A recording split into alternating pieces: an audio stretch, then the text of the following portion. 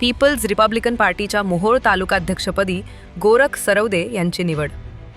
People's Republican पार्टीचे राष्ट्रीय अध्यक्ष माजी खासदार प्राध्यापक जोगेंद्र कवाडे सर, राष्ट्रीय कार्याध्यक्ष जयदीपभाई जोगेंद्र कवाडे यांच्या आदेशान्वये जिल्हाध्यक्ष अमित कांबरे साहेब यांनी ही निवड केली.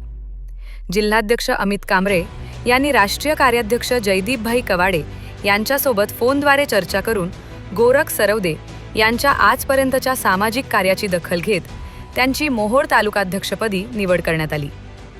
यावेळी जयदीपभाई कवाडे यांनी त्यांच्या निवडीचे स्वागत करून फोनद्वारे पुढील वाटचालीस शुभेच्छा दिल्या.